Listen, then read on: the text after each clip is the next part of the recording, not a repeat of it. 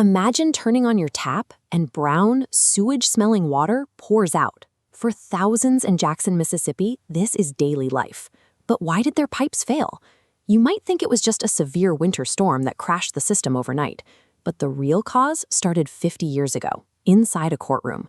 In 1970, the Supreme Court finally forced Mississippi to desegregate its public schools. In response, Jackson saw a massive wave of white flight. Wealthier residents fled to the suburbs, taking their tax dollars with them.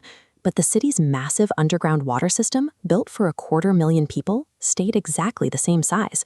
Suddenly, a sprawling infrastructure network had to be maintained by a drastically smaller, poorer tax base.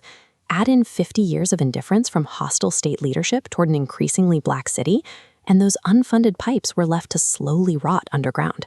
So when residents are forced to boil their water today, it's not a sudden weather emergency. That brown water is the literal physical consequence of a 50-year legacy of white flight and systemic divestment. You've probably heard of white flight, but this demographic shift doesn't just change neighborhoods. It's the exact reason why a city's underground water pipes physically collapse. Look at Jackson, Mississippi in 1970. The city built a massive physical skeleton of sprawling water pipes to support a booming 250,000 people.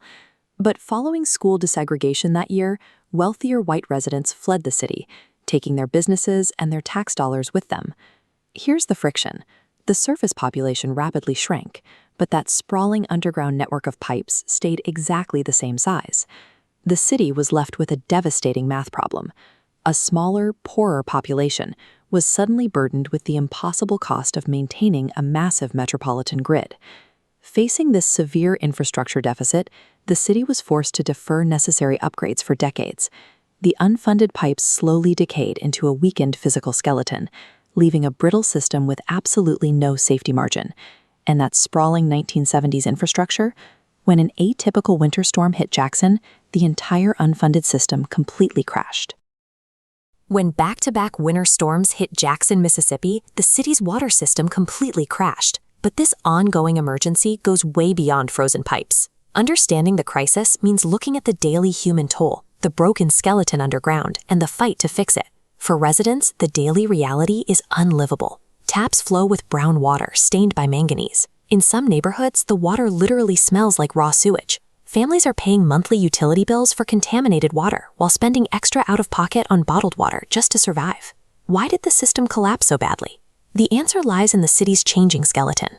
Jackson's massive pipe network was originally built to support almost 250,000 people.